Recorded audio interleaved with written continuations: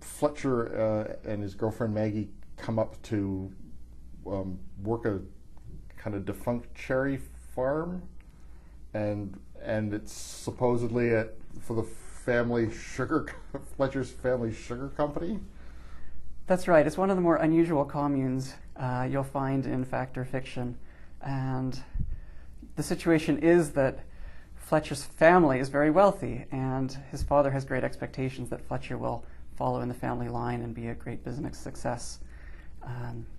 Fletcher wants to be a good son, but at the same time he has very utopian ideals and has this idea of starting up a commune.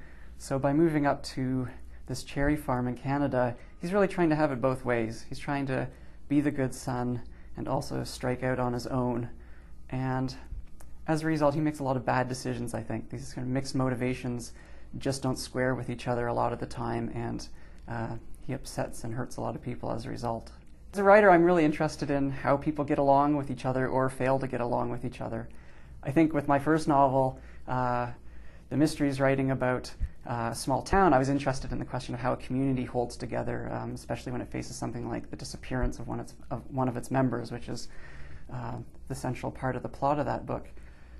Then with Once We Had a Country, I was really interested in communes because they're communities in microcosm, right? They're trying to work out in quite radical new ways how to get along in a very egalitarian way, a democratic way. But you only need a couple of people for disagreements to happen. In the late 60s, early 70s, there were some people who really wanted revolutionary action. They wanted to completely transform their ways of life. And there were other people who wanted time in the country and just wanted to get away from it all. A lot of the drama and a lot of the conflict that happens in the novel happens with regard to these different priorities that people have as they try to live together in a fairly confined space in one farmhouse and pursue their very different dreams. And then there's this other section of the book which is happening way off in Laos with Maggie's father, Gordon. Tell me about Gordon and Yi Pao. Am I saying that anywhere close to correctly? Yao Pao, yeah. Well, Maggie's relationship with her father is sort of the traumatic prehistory for her as she's coming up to Canada. She and her father, at the start of the novel, have just become estranged from one another. She has these countercultural ideals and a desire to move to Canada with her boyfriend. Her father, at the same time, is gaining ideals of his own, but they're spiritual ones. He's rediscovered religion, and through rediscovering religion, found a passion in missionary work in Laos. So he's off to a different country as well at the start of this book. I think if people are asked about the era of the late 60s and early 70s, almost everyone knows about the Vietnam War.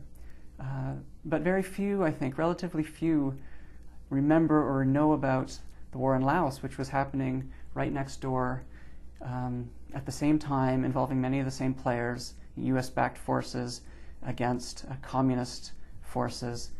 And for me, I was compelled by the idea of someone of an older generation than the baby boomers, Maggie's father, having his own ideals, and just as his daughter is going to a different country to pursue her ideals, he's going to Southeast Asia, not to fight in the war, but to try to help people as a missionary. How Canadian of you, Robert, to see us as a great disappointment. We're the great cherry orchard that's never really lived up to its promise. It's like, wow, that is so Canadian. But there's a great history of finding Canada to be a disappointment.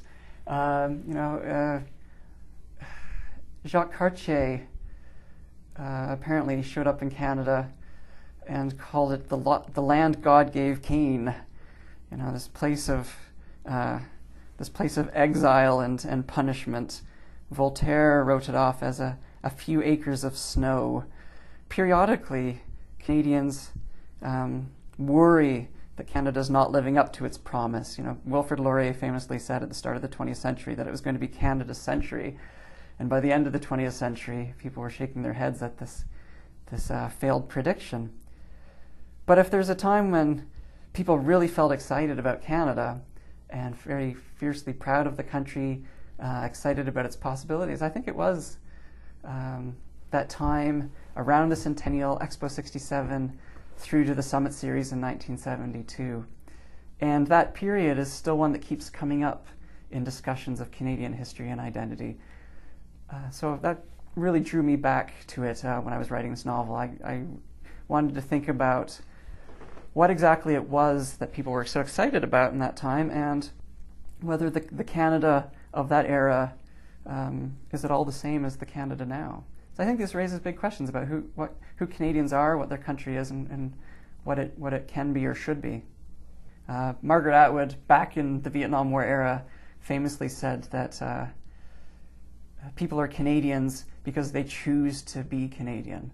And I think what she means is that we're a country of people who have come from other places, in terms of the majority of the people, often very recently, but also a country in which it's very easy to leave. You know, it's very easy for a lot of Canadians to make the choice to move to the United States, say, and pursue a different life down there. So the fact that people in Canada are choosing to be together makes it quite a remarkable place, and a place that, as a result, also, though, is always under negotiation. I mean, I think it's not surprising because of the character of the population that we keep talking about what kind of country Canada is and who Canadians are. The book is Once We Had a Country. I've been speaking with the author Robert McGill, and the novel Once We Had a Country is published by Knopf Canada.